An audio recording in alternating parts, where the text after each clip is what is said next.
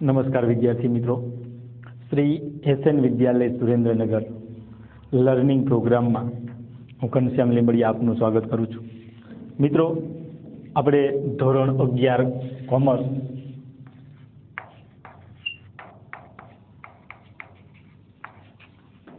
વિષય BA વાણિજ્ય વ્યવસ્થા અને સંચાલન, તેની અંદર આપણે આજે નવા ચેપ્ટરની શરૂઆત કરવા જઈ રહ્યા છીએ. ચેપ્ટર 6 ધંધાકીય વ્યવસ્થાના સ્વરૂપો 2.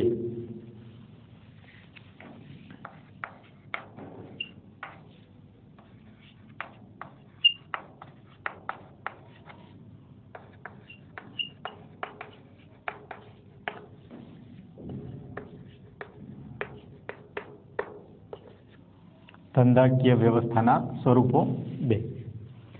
હવે આપણે અગાઉના ચેપ્ટરની અંદર ધંધાકીય વ્યવસ્થાના સ્વરૂપો 1ની અંદર ધંધાના જુદા જુદા જે સ્વરૂપો છે, વ્યક્તિક માલિકીની પેઢી, ભાગીદારી પેઢી, હિન્દુ અવિભક્ત કુટુંબ, એના વિશે ચર્ચા કરી હતી.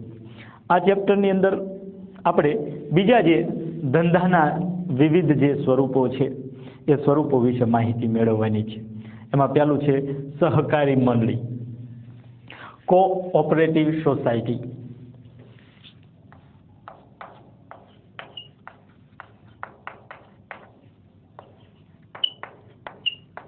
સહકારી મંડળી ધંધાકીય એકમના આપણે નાના પાયા પરના એકમો જોયા 5મા નંબરના પાઠની અંદર.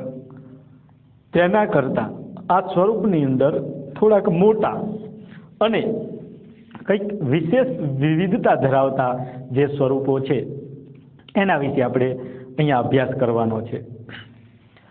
વ્યક્તિક માલિકી હોય, ભાગીદારી હોય અને કંપની, ત્રણેય ધંધાકીય વ્યવસ્થાના સ્વરૂપો હોવા છતાં તેમનો પ્રાથમિક હેતુ છે ને નફાનો હોય. વ્યક્તિ ધંધો શરૂ કરે તો વ્યક્તિનો પ્રાથમિક કોઈ પણ બિઝનેસ ધંધો શરૂ કરવા પાછળનો ઉદ્દેશ શું હોય તો કે નફો મેળવવો. એટલે કે વ્યક્તિક માલિકીની પેઢી છે. તમે ધંધાની શરૂઆત કરો છો તો એમાં નફો કમાવવો એ વ્યક્તિક માલિકીની પેઢીનો ઉદ્દેશ રહેલો હોય છે, હેતુ રહેલો હોય છે, પ્રાથમિક હેતુ હોય છે. એ જ રીતે ભાગીદારી પેઢી છે. ભાગીદારી પેઢીનો પણ પ્રાથમિક ઉદ્દેશ નફો મેળવવાનો છે. નફા વગર આ પ્રવૃત્તિ કરતા નથી. અને કંપની સ્વરૂપ લઈ લો તો કંપની સ્વરૂપનો જે ઉદ્દેશ છે એ ઉદ્દેશ પણ નફાનો જ છે. તો 3 સ્વરૂપ છે આપણી પાસે. એક તો વૈયક્તિક માલિકી,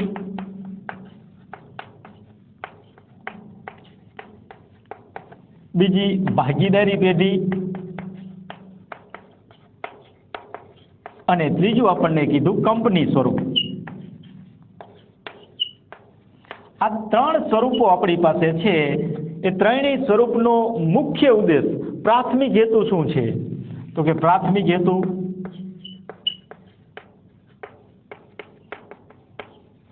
નફો છે. શું છે? નફો. હવે આનેથી શું થાય?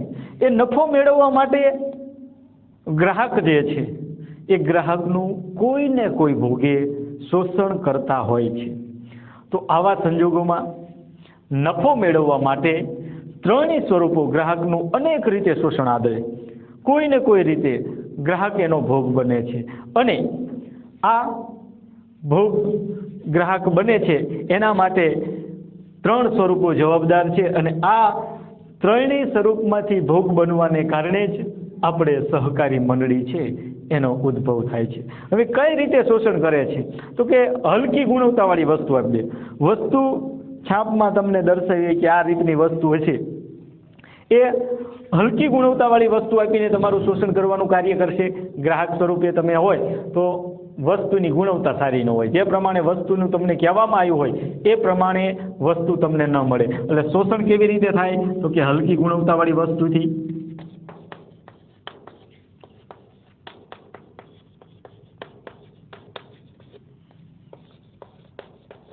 હલકી ગુણવત્તાવાળી વસ્તુ આપી ગ્રાહકનું શોષણ કરે. ઉલ્લેખ મોટો કર્યો હોય કે આ વસ્તુમાં આ રીતનું છે, પણ કાયદેસર એ રીતે હોતું નથી અને ગ્રાહક છે એ ગ્રાહકનું શોષણ કરવામાં આવે છે. બીજું, આની અંદર વધારે કિંમત જે છે કિંમત વધારે વસૂલ કરીને શોષણ કરવામાં આવે. પહેલું તો વસ્તુ તમને હલકી ગુણવત્તાવાળી આપે, કિંમત વધારે વસૂલ કરીને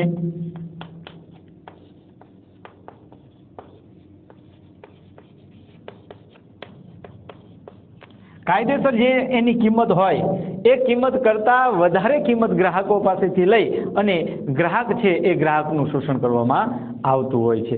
ઘણી વખત વસ્તુના કાળા બજાર કરતા હોય છે, તો કે વસ્તુના કાળા બજાર કરીને પણ ગ્રાહકનું શોષણ કરવામાં આવે છે.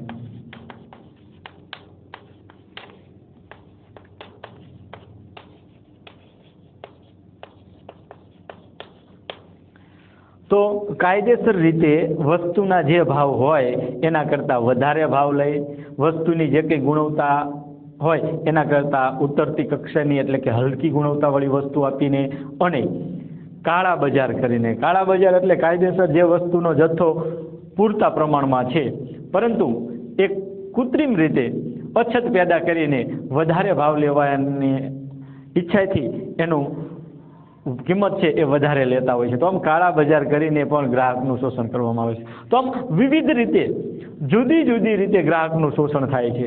આપણને પ્રશ્ન પૂછાય કે ગ્રાહકનું કઈ કઈ રીતે શોષણ થાય છે જણાવો, 1 માર્કના પ્રશ્નની અંદર અથવા તો 2 માર્કના પ્રશ્નની અંદર. તો કે ગ્રાહકને હલકી ગુણવત્તાવાળી વસ્તુ આપીને ગ્રાહકનું શોષણ કરવામાં આવે છે. છાપેલી કિંમત અથવા જે એની કાયદેસરની જે કિંમત છે એ કિંમત કરતાં વધારે કિંમત લઈને ગ્રાહકનું શોષણ કરવામાં આવે છે.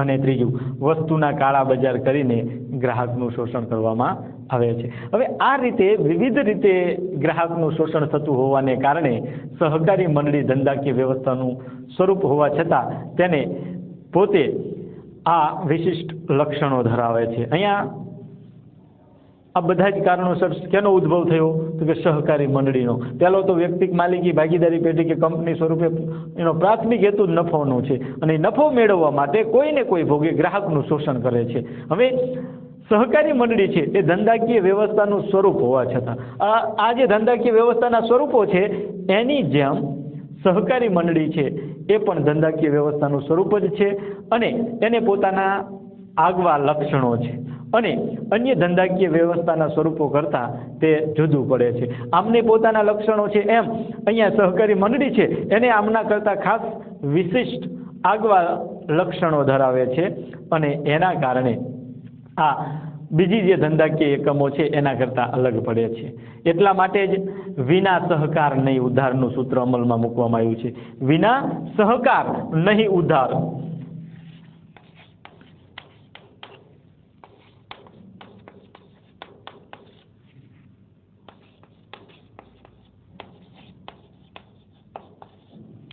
વિના સહકાર નહીં ઉધાર, આ જે સૂત્ર છે એ અમલમાં મૂકવામાં આવ્યું છે.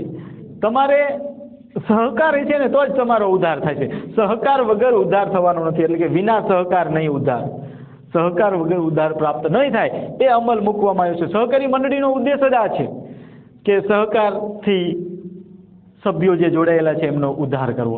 પ્રત્યેક સર્વને માટે અને સર્વ પ્રત્યેકને માટે આ હેતુ અસ્તિત્વમાં આવ્યો છે. પ્રત્યેક સર્વ માટે અને સર્વ પ્રત્યેક માટે.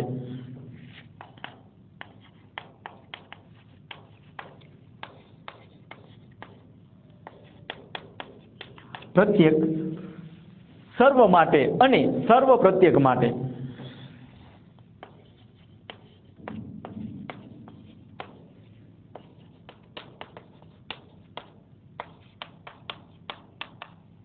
સર્વ પ્રત્યેક માટે આ જે સિદ્ધાંત છે એ સિદ્ધાંત લાગુ પાડવામાં આવ્યો છે. એટલે કે અંગ્રેજીમાં કહેવાય છે each for all and all for each. Each for all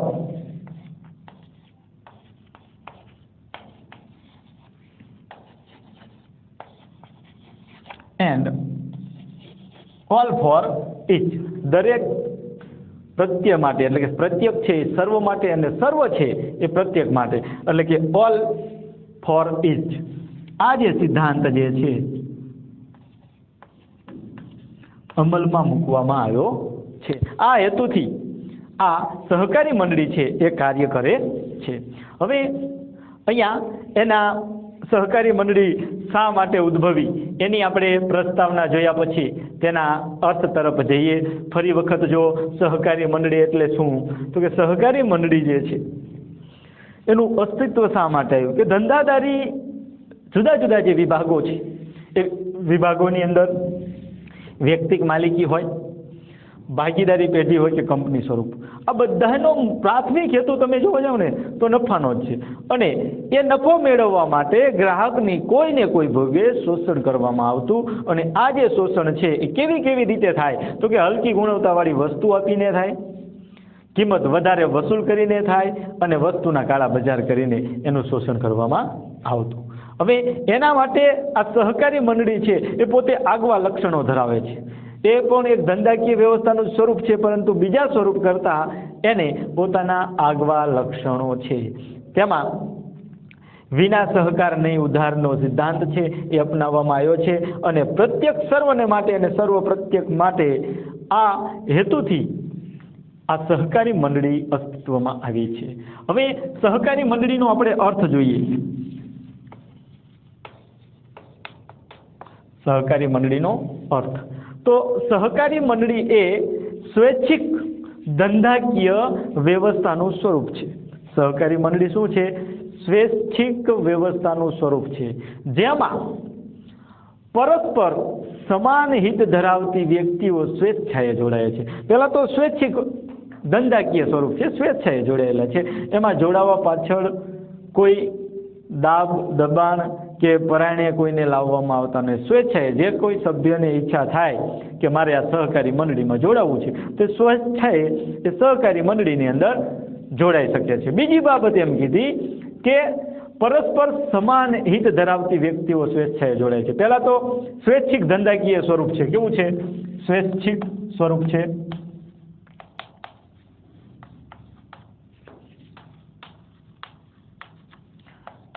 બીજી બાબત એમ કીધી કે આ વ્યવસ્થાના સ્વરૂપની અંદર પરસ્પર સમાન હિત ધરાવતી વ્યક્તિઓ જોડાય છે. કેવી છે? સમાન હિત ધરાવતી.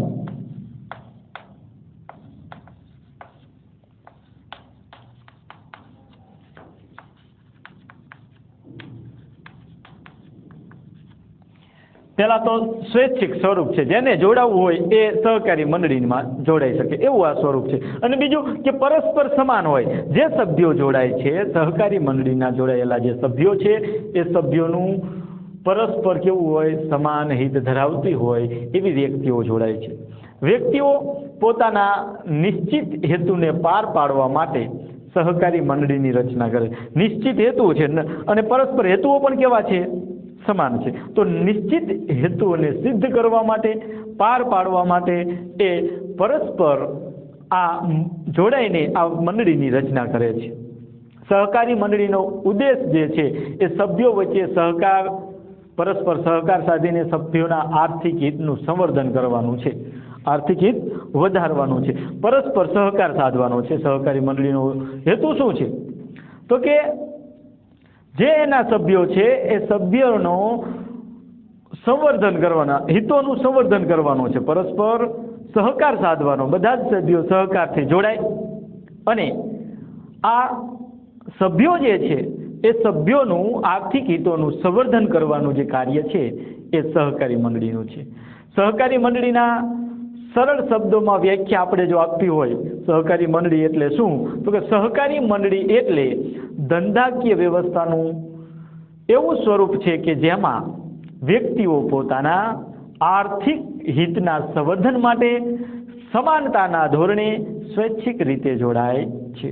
હવે એની આપણે સરળ વ્યાખ્યા લખવા જઈએ તો કે સહકારી મંડળી એવી ધંધાકીય વ્યવસ્થાનું સ્વરૂપ છે. સહકારી મંડળી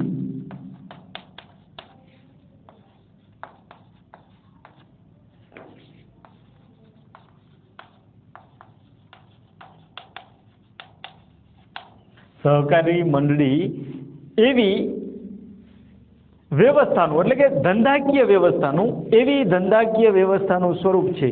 એવી ધંધાકીય વ્યવસ્થાનું સ્વરૂપ છે.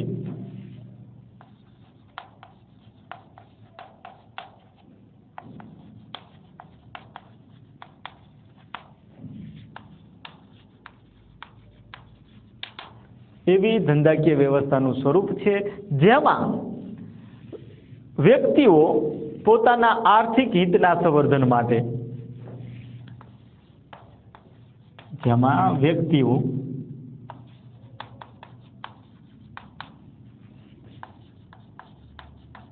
પોતાના આર્થિક હિતના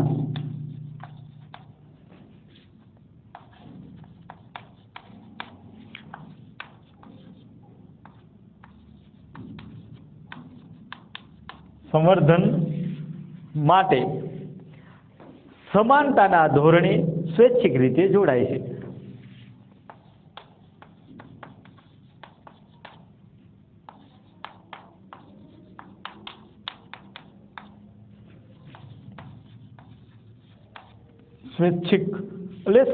સ્વૈચ્છિક રીતે જોડાય છે.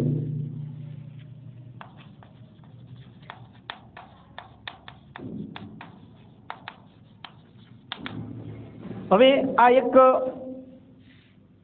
સ્વૈચ્છિક રીતે જોડાય છે. અહીંયા આપણે આ વ્યાખ્યાને સરળતાથી સમજાવી શકાય અને સમજવાનો પ્રયત્ન કરીએ તો પહેલી જ વાત કીધું કે સહકારી મંડળી એવી ધંધાકીય વ્યવસ્થાનું સ્વરૂપ છે. એટલે એક ધંધાકીય વ્યવસ્થાનું સ્વરૂપ જ છે, ધંધો જ છે.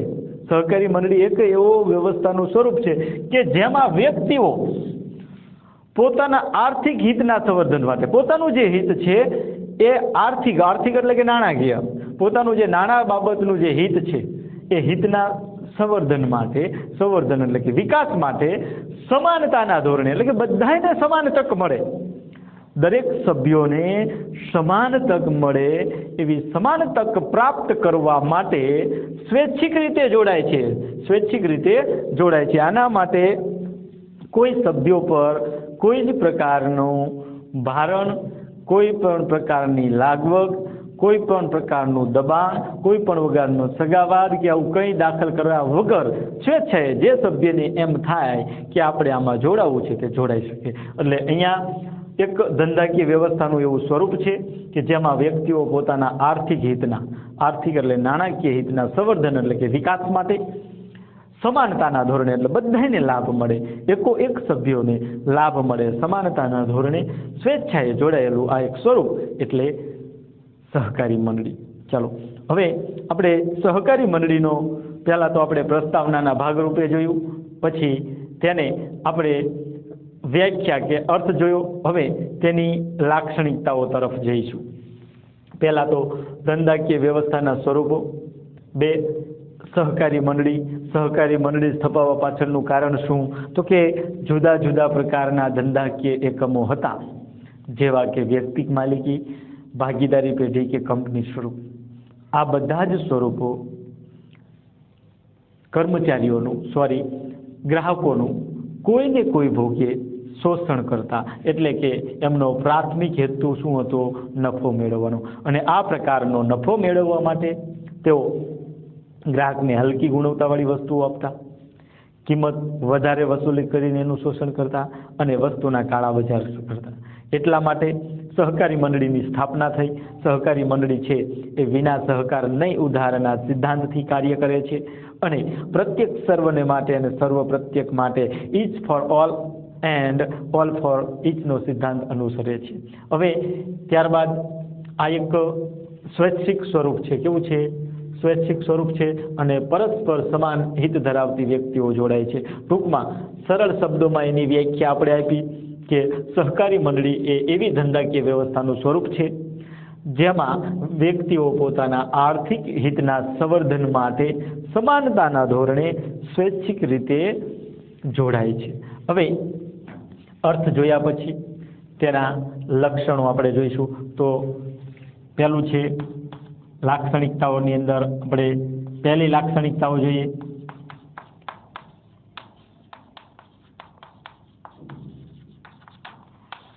એની પહેલી જ લાક્ષણિકતા છે સ્વૈચ્છિક મંડળ.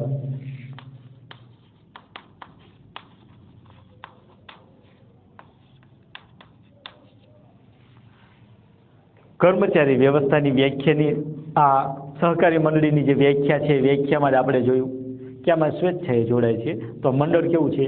સ્વૈચ્છિક છે. કોઈ પણ પ્રકારના ભારણ વગરનું સ્વેચ્છાએ રીતે જોડાયેલી વ્યક્તિઓનું મંડળ છે. વ્યક્તિઓમાં સમાનતાના ધોરણે મંડળીમાં જોડાય છે. ધોરણ કેવું છે? સમાનતાના ધોરણે. અને બીજી વાત કરી સ્વૈચ્છિક. સમાનતાના ધોરણે અને સ્વૈચ્છિક રીતે. વ્યાખ્યામાં જ આપણે જોયું કે સમાનતાના ધોરણે અને સ્વૈચ્છિક રીતે સભ્યો છે એ આ સહકારી મંડળીની અંદર જોડાય છે. ત્યારબાદ લક્ષણ નંબર બીજું હતું. બીજા લક્ષણની વાત કરીએ તો સરળ સ્થાપના વિધિ. કર્મચારી વ્યવસ્થા છે એ અહીંયા આપણે સ્થાપના વિધિ સહકારી મંડળી છે એ સહકારી મંડળીની જો સ્થાપના વિધિ કરવી હોય તો સાવ સરળ છે. એના અગાઉના જે આપણે સ્વરૂપો જોયા, કંપની જે સ્વરૂપ છે એની જેમ વધારે પ્રોસેસ એની કરવી પડતી નથી. એટલે કે સરળ સ્થાપના વિધિ.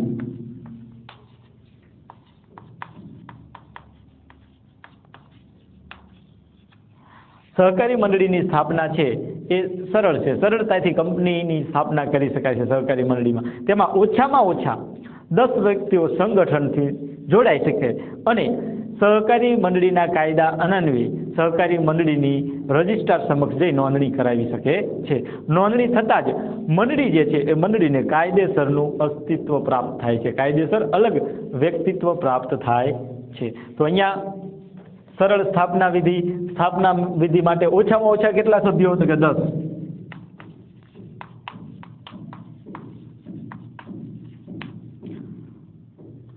10 સભ્યો ભેગા થાય. ઓછામાં ઓછા 10 સભ્યો જોડાય, ભેગા થાય. હવે આ 10 સભ્યો જોડાઈને કાયદા પ્રમાણે જે સહકારી મંડળીનું જે રજિસ્ટર ઓફિસ હોય ત્યાં રજિસ્ટ્રાર પાસે જવાનું અને રજિસ્ટ્રાર પાસે જઈ પોતાની જે કે મંડળી સ્થાપવા માગે છે એની નોંધણી કરાવી શકે છે. અને જેવી નોંધણી કરાવે તરત જ સહકારી મંડળી છે એ કાયદેસરનું અલગ વ્યક્તિત્વ પ્રાપ્ત કરી લે છે. એટલે શરત 2. એક શરત એ કે ઓછામાં ઓછા 10 સભ્યો હોવા જોઈએ. આ 10 સભ્યો સરળતાથી જોડાય અને જ્યાં અહીંયા સહકારી મંડળીની રજિસ્ટર ઓફિસ આવી હોય ત્યાં રજિસ્ટર ઓફિસ પાસે રજિસ્ટ્રાર પાસે જવાનું અને તેની નોંધણી કરાવવાની. જેવી નોંધણી કરાવશે તરત જ તે કાયદેસર રીતે સહકારી મંડળી તરીકે અલગ વ્યક્તિત્વ પ્રાપ્ત કરી લે છે. ત્યારબાદ લાક્ષણિકતા નંબર 3 છે સભ્યોની સમાનતા. સભ્યોની સમાનતા.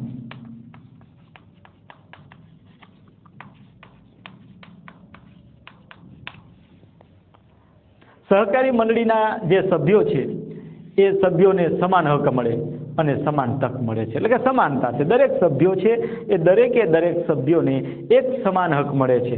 સમાનતાની અંદર સમાન હક અને સમાન તક મળે છે. કોઈ પણ કર્મચારી છે એ કર્મચારીને વધારે હક આપવા, કોઈ પણ કર્મચારીને ઓછા હક આપવા એવું નથી. એટલે સમાન હક મળ્યા છે અને તક પણ સમાન મળે છે. મૂડીરોકાણ કે અન્ય કોઈ કારણસર સભ્યો વચ્ચે મતભેદ રાખવામાં આવતો નથી. કોઈ સભ્યએ વધારે મૂડી રોકી છે તો એને વધારે હક આપો, કોઈ સભ્યોએ ઓછી મૂડી રોકી છે તો એને ઓછી તક આપો, આવું કંઈ હોતું નથી. એટલે મૂડીરોકાણ કે અન્ય કોઈ કારણસર સભ્ય વચ્ચે વ્યક્તિગત રીતે ભેદભાવ રાખવામાં આવતો નથી. એટલે કે દરેક સભ્યો છે એ દરેક સભ્યોને સમાન હક અને તક પૂરી પાડવામાં આવે છે. ત્યારબાદ અલગ વ્યક્તિત્વ. ચોથા નંબરની લાક્ષણિકતા છે અલગ વ્યક્તિત્વ.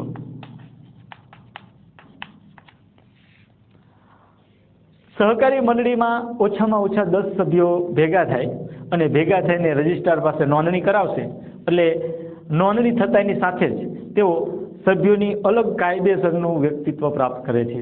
સભ્યપદની પ્રાપ્તિ કે સભ્યપદના અંતથી તેના અસ્તિત્વ ઉપર કોઈ અસર થતી નથી. અલગ વ્યક્તિત્વ પ્રાપ્ત થયું છે. નોંધણી કરાવી એટલે સહકારી મંડળી અસ્તિત્વમાં આવી ગઈ. હવે સહકારી મંડળી અસ્તિત્વમાં આવતા તેમાંથી કોઈ પણ સભ્યનું મૃત્યુ થાય, કોઈ પણ સભ્ય નાદાર જાહેર થઈ જાય, એના આવવાથી કે જવાથી સહકારી મંડળીના જે વ્યક્તિત્વ છે એ વ્યક્તિત્વ ઉપર કોઈ જ અસર થતી નથી. અગાઉના આપણે 3 સ્વરૂપો જોયા. એમાંથી 2 સ્વરૂપ એવા હતા કે તેમાંથી સભ્યોના આવવા જવાથી એ ધંધા ઉપર અસર થાય. એક હતું વ્યક્તિક માલિકીની પેઢી, જેમાં વ્યક્તિક માલિકીની પેઢીની અંદર જે કાર્ય કરનાર જે સભ્ય છે એ ધંધો ચલાવતો હોય તો પાછળ એના વારસદાર કે દીકરાને એમાં આવડત કે સૂઝ ન હોય તો એ ધંધો ધીરે ધીરે મંદ પડી અને બંધ થઈ જતો.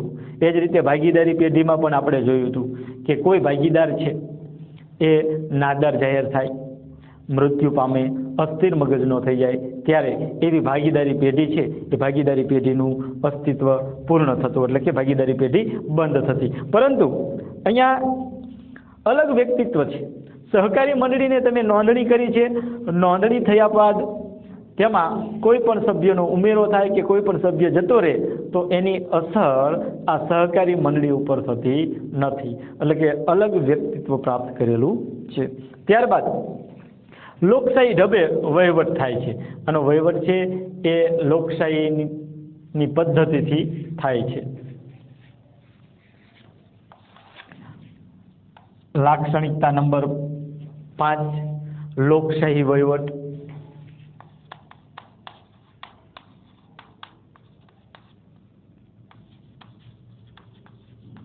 આપણે બધા જાણીએ છીએ કે લોકશાહી જે છે એ લોકશાહીની અંદર જે કંઈ વહીવટ થાય છે એ લોકો માટે, લોકો દ્વારા વહીવટ કરવામાં આવતો હોય છે.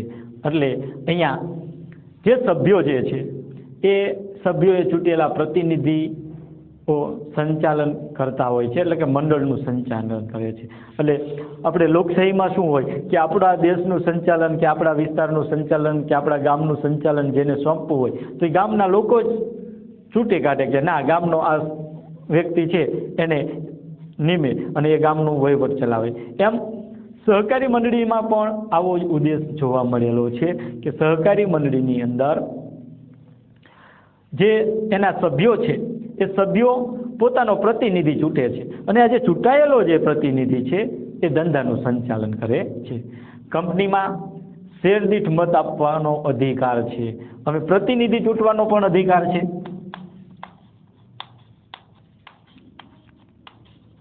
બીજું શેર દીઠ મતાધિકાર છે. એટલે કે અહીંયા તમે કંપનીની અંદર શેર દીઠ મતાધિકાર છે, એટલે શેર પ્રમાણે અહીંયા મત આપવાનો અધિકાર છે. પરંતુ અહીંયા કંપનીની અંદર આપણે શેર દીઠ છે તો સહકારી મંડળીમાં સભ્ય દીઠ મતાધિકાર છે. આ જે શેર દીઠ મતાધિકાર કેમાં છે તો કે કંપનીમાં. તો આની અંદર શું છે તો સભ્ય દીઠ મત આપવાનો અધિકાર છે.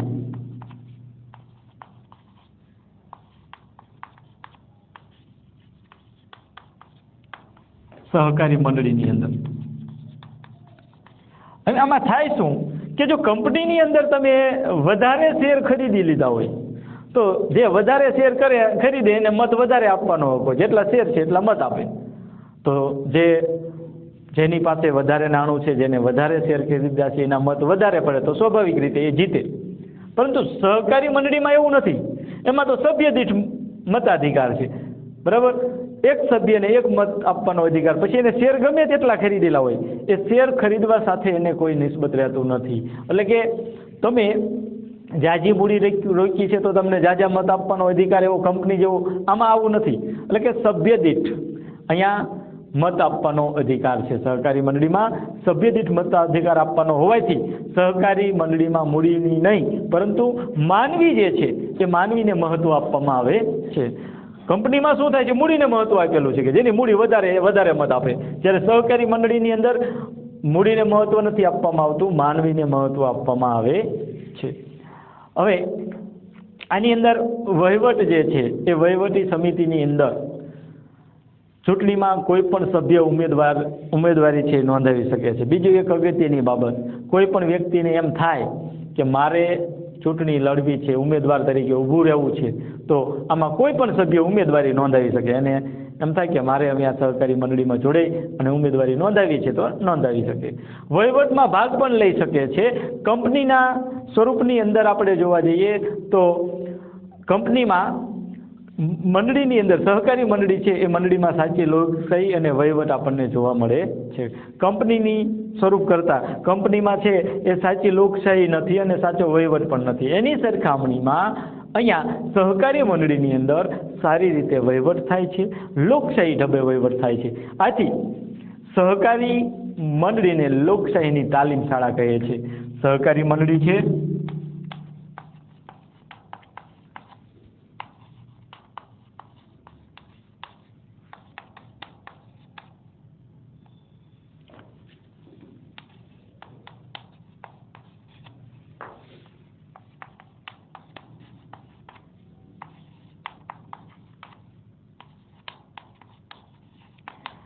સહકારી મંડળી છે એને લોકશાહીની તાલીમ શાળા કહે છે. શા માટે?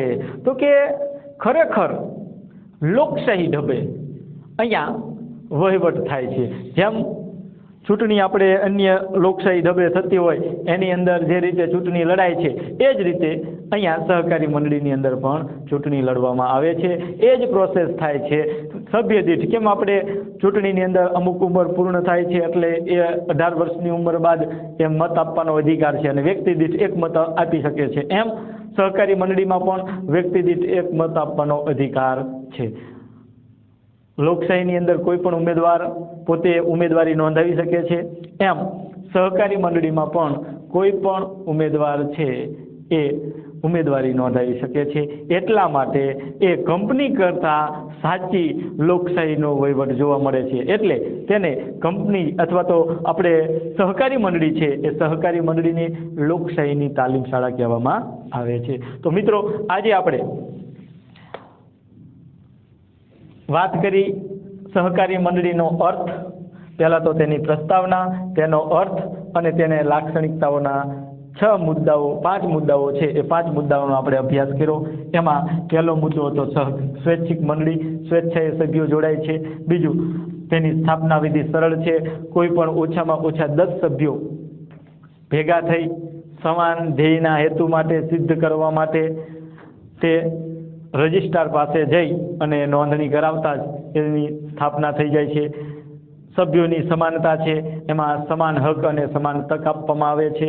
પછી અલગ વ્યક્તિત્વ, નોંધણી કરવાથી સહકારી મંડળી છે એને અલગ વ્યક્તિત્વ પ્રાપ્ત થાય છે અને આ અલગ વ્યક્તિત્વને કારણે સહકારી મંડળી જે છે તે કોઈ પણ સભ્યોનું આવન જાવનથી એના ઉપર એને કોઈ અસર થતી નથી. કોઈ પણ વ્યક્તિ છે એની અંદર એન્ટર થાય તોય કોઈ અસર થતી નથી કે કોઈ સભ્ય મૃત્યુ પામે કે જતો રહે તોય સહકારી મંડળી છે એ અવિરત ચાલ્યા કરે છે. અને ત્યારબાદ લોકશાહી વહીવટ. આની અંદર લોકશાહીની માફક જ સભ્યો છે એ પોતાનો પ્રતિનિધિ છે એ ચૂંટે છે અને તેની અંદર શેરદીઠ મત આપવાનો પણ અધિકાર છે. કંપનીની માફક શેરદીઠ મત આપવાનો અધિકાર નથી, પરંતુ સભ્યદીઠ મત આપવાનો અધિકાર છે. કંપનીમાં શું થાય, શેરદીઠ મત આપવાનો હોય છે. આમાં નાણાંને નહીં, એટલે કે મૂડીને નહીં, પરંતુ માનવને વધારે મહત્વ આપવામાં આવ્યું છે. એટલે સહકારી મંડળી છે એને લોકશાહીની તાલીમ શાળા કહેવામાં આવે છે. તો મિત્રો આજે અહીંયા આપણે સૌપ્રથમ સહકારી મંડળી, ત્યારબાદ તેનો અર્થ અને લક્ષણો વિશે ચર્ચા કરી. 5 લક્ષણો જોયા. બાકીના લક્ષણો છે 6 નંબર, સેવાનો મુખ્ય હેતુ, નફાની યોગ્ય વહેંચણી, શેરની ઓછી કિંમત. આ બાકીના જે કંઈ લક્ષણો વધ્યા છે એ આપણે આવતા વિડીયો લેક્ચરની અંદર જોઈશું. આજે જે કંઈ માહિતી આપી એમાં ખ્યાલ આવ્યો છે. આભાર.